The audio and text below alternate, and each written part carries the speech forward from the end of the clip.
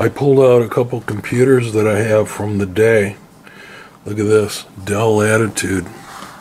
There's actually 2 of these in this bag that I saved. There's one on this side of the bag, and this is a double bag. There's one on this side. And here's another old one I found. Not quite as old, Armada compact. Look at that. So it's going to depend a lot on which one will fire, so let me play around with that and I'll get back with you. Look at the plug on that thing. Charging lights on. Charging lights on. Wow, look at that. Let me show you the side over here. In the front we have a floppy drive. See that? That'd be perfect. Except I think the disc is a CD, so it's not perfect, is it? So that means we can't use this machine, right? No CD. Just for giggles though, let's see if it powers up. I don't even know where the switch is, to be honest with you. That's a slide switch. Would you hear that? Hear that? Oh. BIOS.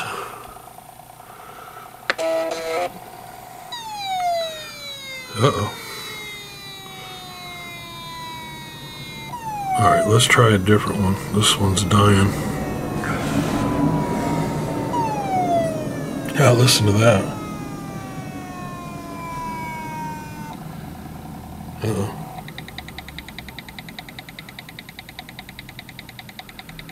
Not good. Let's look at the other one.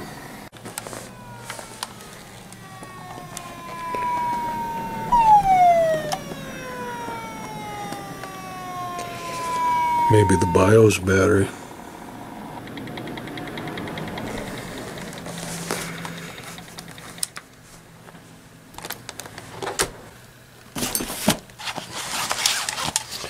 Look at that, I even have an extra hard drive. Windows 2000's written on it. Look at that mouse. There's a PS2 end on it. 2-button trackball mouse. Or a roller mouse. IBM on it. Let's see if the other computer on the other side's the same.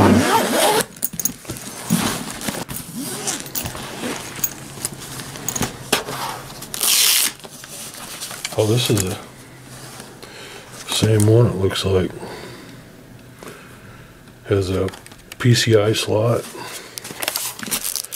and a floppy. Again, no CD-ROM. Boy, that screen's even smaller. See that? This is a relic. This will end up in a museum someday. Back in the Windows 95 days. Alright, I'm going to have to step up my game. Hold on. We'll just respectfully put this one back away. We'll save it for another 20 years and put it in the museum. I just noticed there's also 2 of these Armadas. M700, this one is.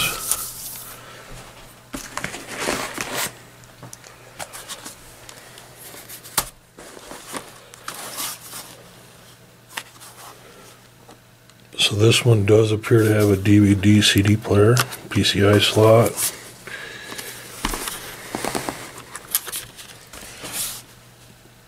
Intel Pentium 3. So this is a Windows 2000 MT. So that would be early enough. That one may work. And then this one was in the bag as well. This is also an M700. And it has a DVD player. So let me see if I can find the cord. That's the trick. Right? There is a bag full of stuff here. Hopefully I saved one. Oh, I need one. Uh-oh, I see something in here. Oh yeah, look at that. Is that going to help us? I have a universal, but I'd like to use the original. some of these early computers had weird voltages. Alright, let's bring this over to the other table. Let's try this one first. This is an 18.5 volt at 2.7 amp. Yep, fits back here. Good. Oh yeah, I got a light on here. So a charging light, so hopefully the BIOS in this machine is good. Let's see if this will start. There's a slide switch here and a push button here. Let's try the push button. Hey, look here.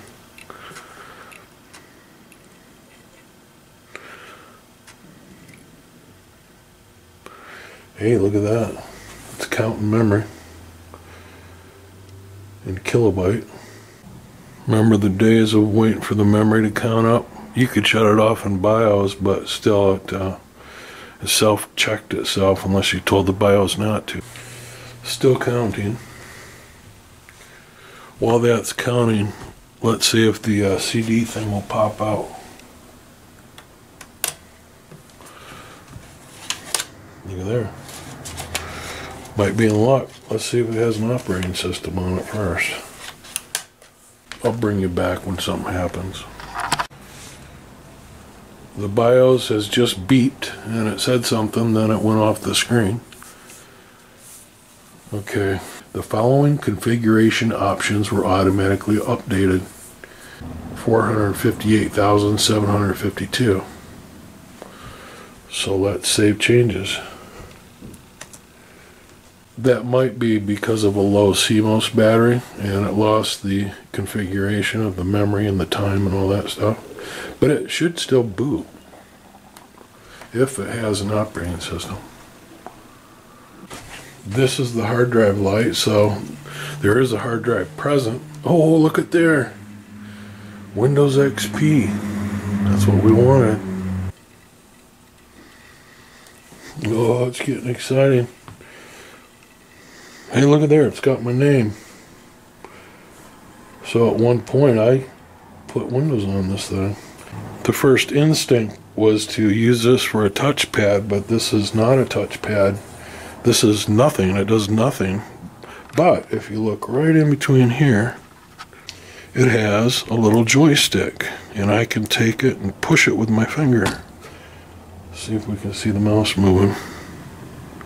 Yeah, look at there. You can see I'm moving the arrow, hopefully.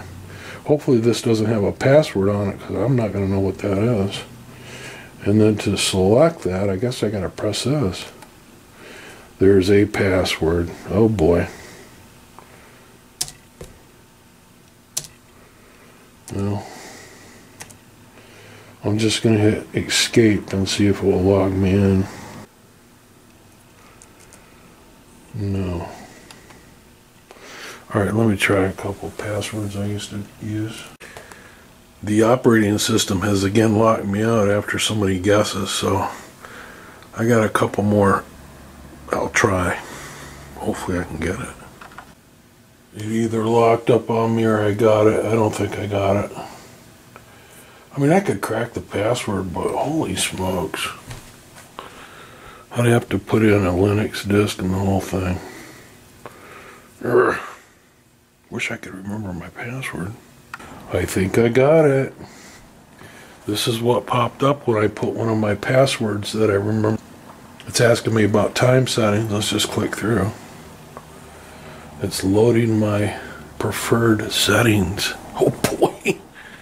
Look at that. Look at that background. Boy. This is a computer that I used to use, and I remember taking this around on jobs with me and using it. Who remembers this background? Put it in the comments if you've used this background or you remember it. Let's right click on my computer and go to the properties.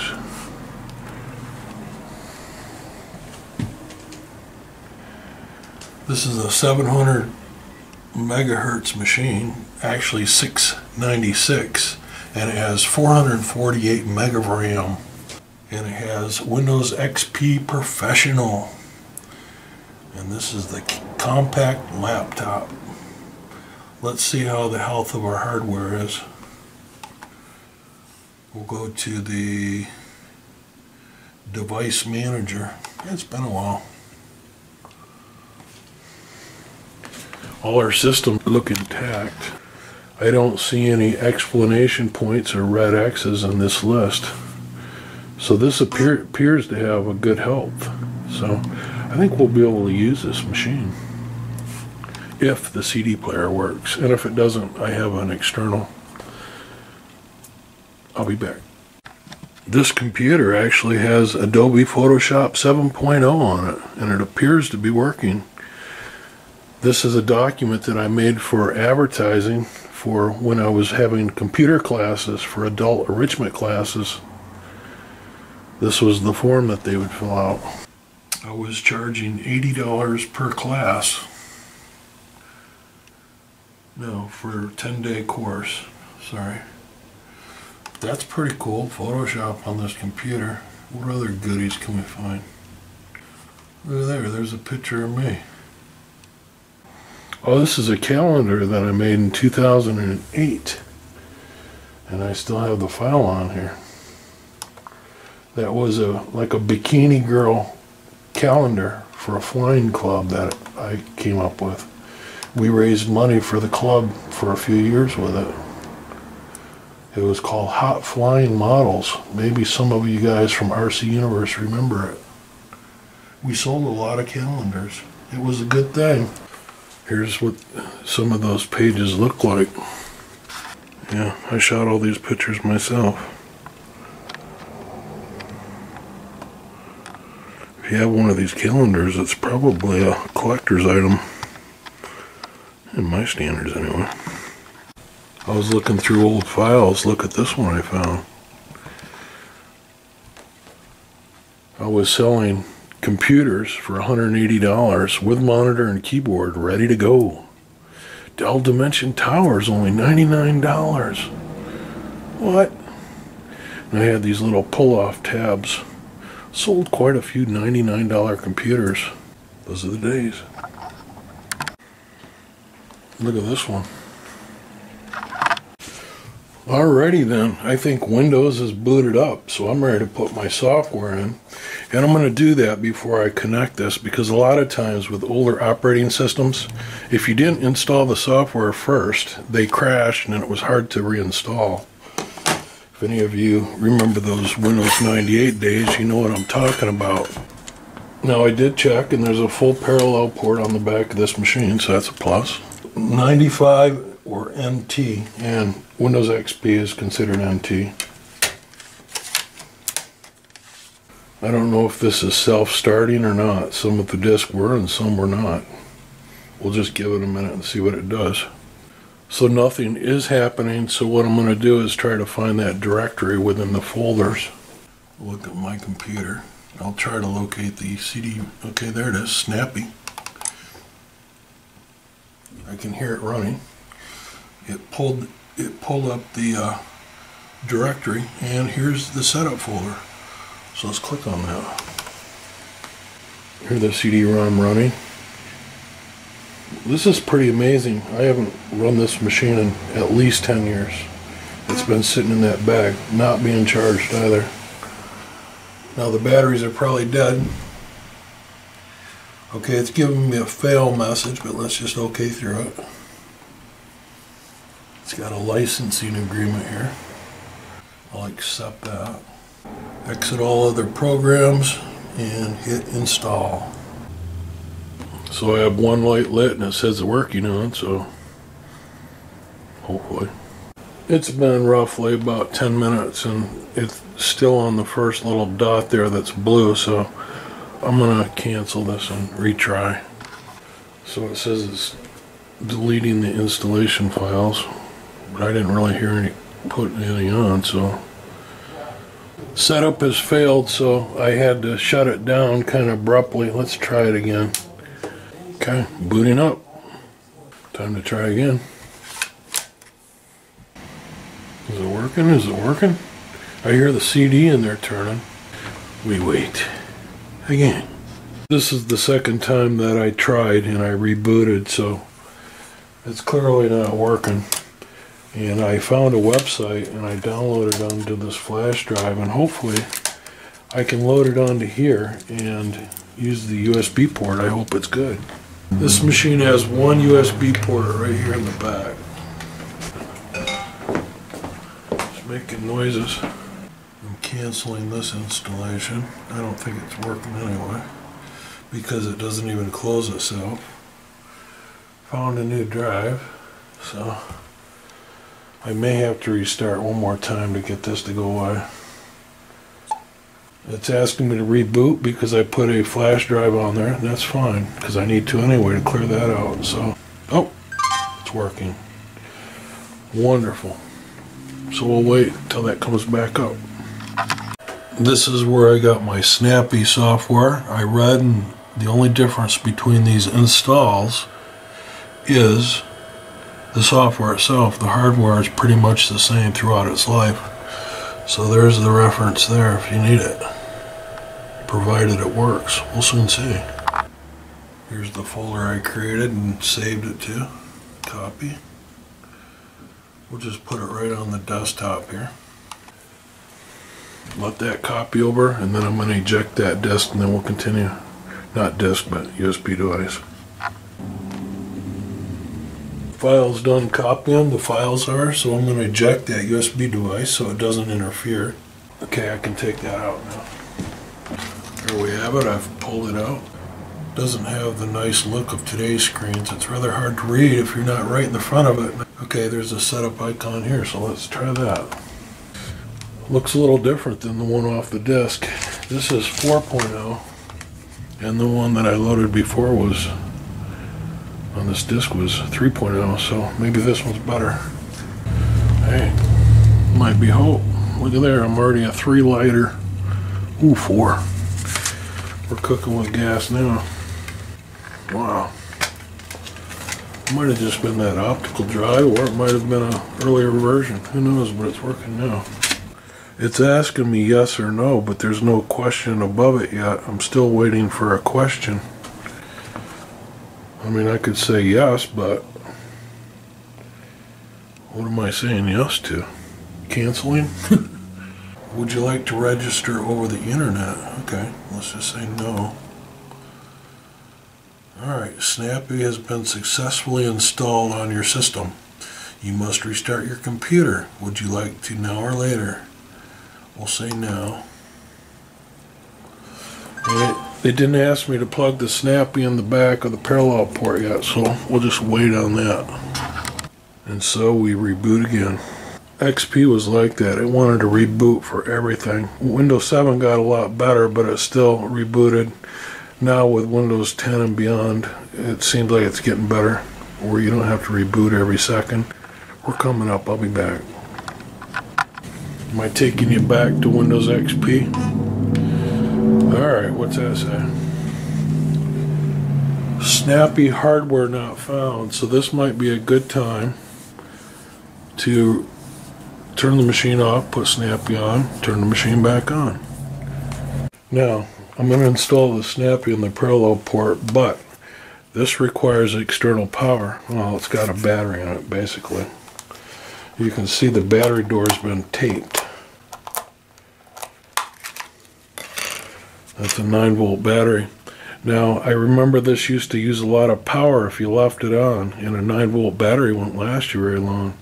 So I got a 9-volt battery adapter, put it in here, and then ran the cable through this cutout that I made. Then I could put the back cover back on. Let me see if I can locate a cable that will do that. Otherwise, I'll have to put batteries on this.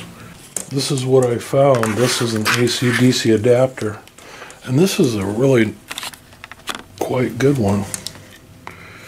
You can switch the voltage on this from 12 to 3 volts. And you can choose the polarity of the wire depending on your need. And on the lead end, it has all kinds of leads, including our 9-volt battery one.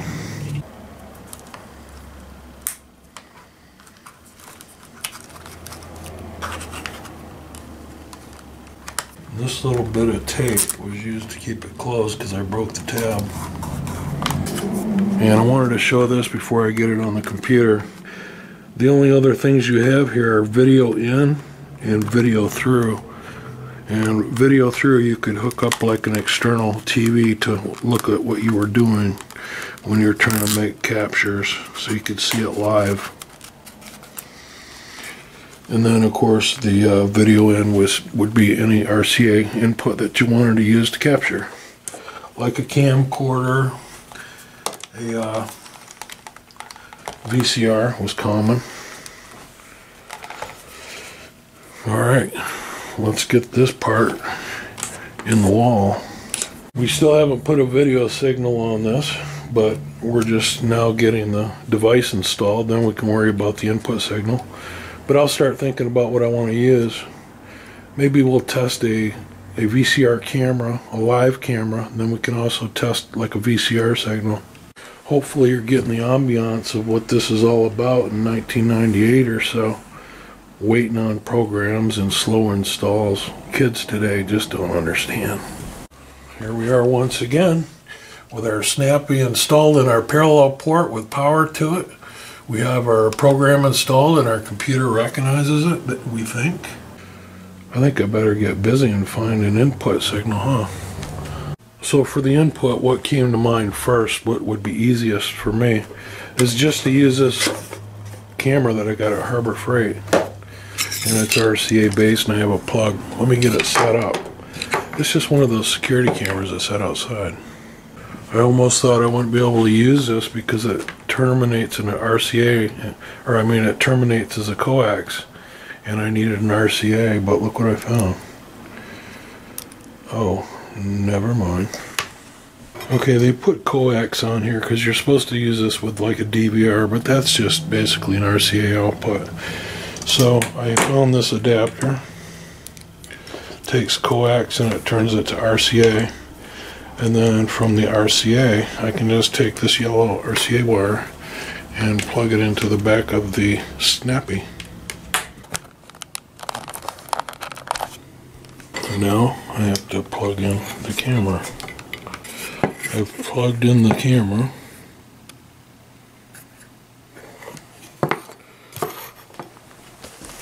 Thought I'd see those LEDs lit, but maybe not. Let's preview here. Oh, look at that. Let me wiggle the camera.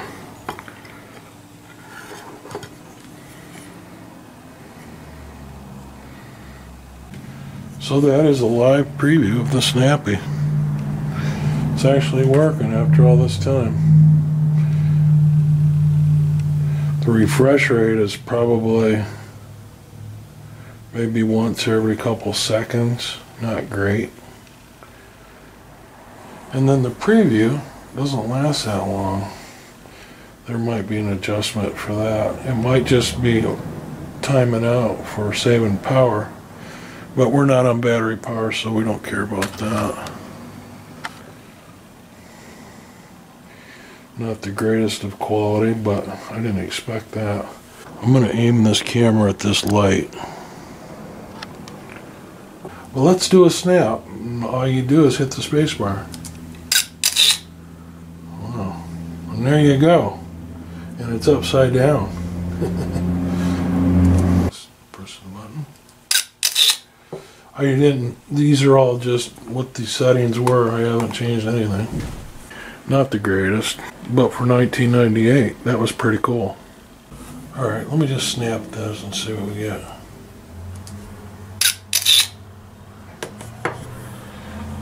Imagine this being new, as far as, you know, computers snapping things at home without using your work equipment like a scanner. This was pretty cool back in the day. We could probably make it better if we tweaked the settings, I would think.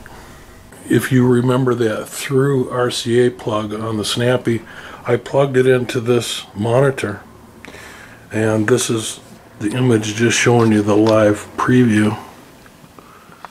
And it's just a straight through RCA. And I'm getting some blinking here. Notice right in that area. See that blinking? I think that's the LED lighting inside the security camera. Or perhaps it has something to do with the sync on the card.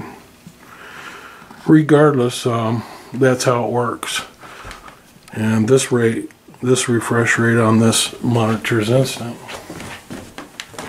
Here's my hand. But of course it's about a 3-second lag on the computer.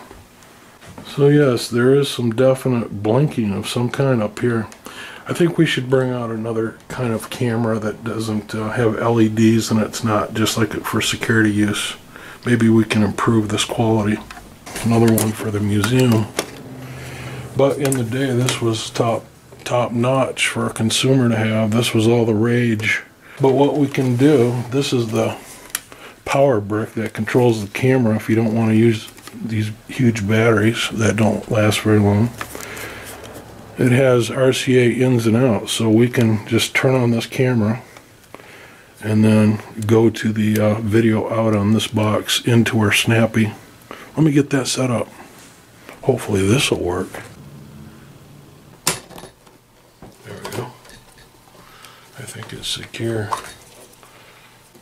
This camera on the bottom said 1988 of August. This is the setup camera, and I've still got the preview screen on. That looks pretty decent. Looks like old school TV. Let's go ahead and snap one.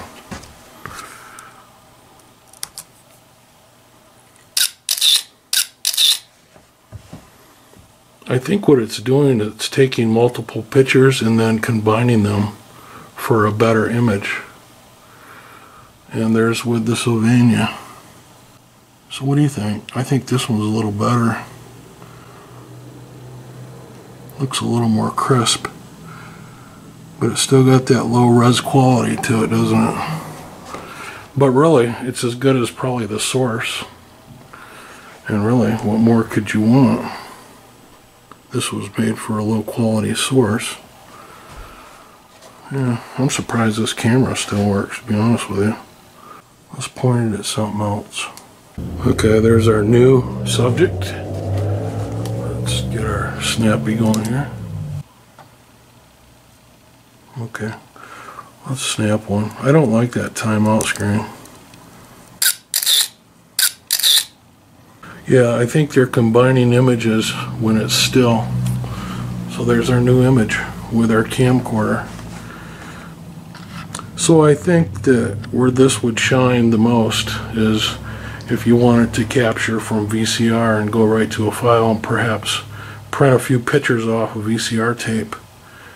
And we could do that to test it out. Let me see if I can find a working VCR. Boy, now we're asking for a lot. I gotta go way back in the collection.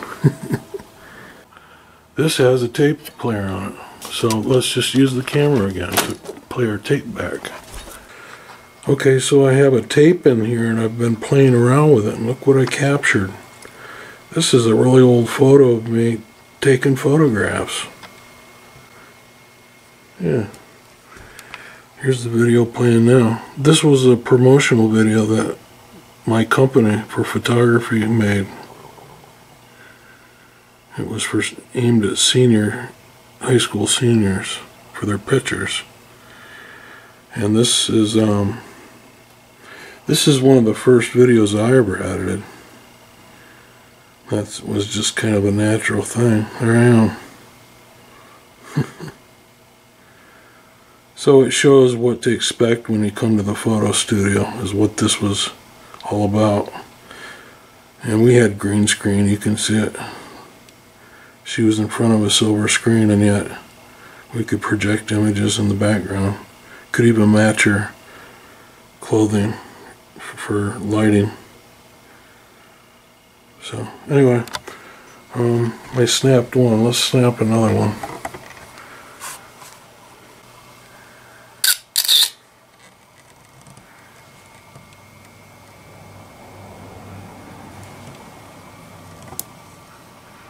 And there it is. That ain't half bad.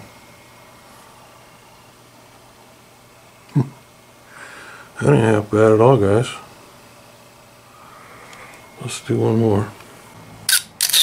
I mean, I know it's not high res by any means, but that's certainly good enough to make a small photo out of, just to keep the memory if you wanted to. Let's do another. So I don't think I have it on its best quality, but I tried it that way and it was really slow. So I think I'm gonna just for demonstration purposes.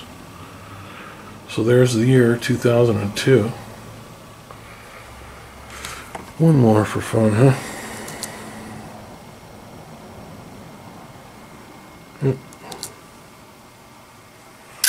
That delay is kind of weird.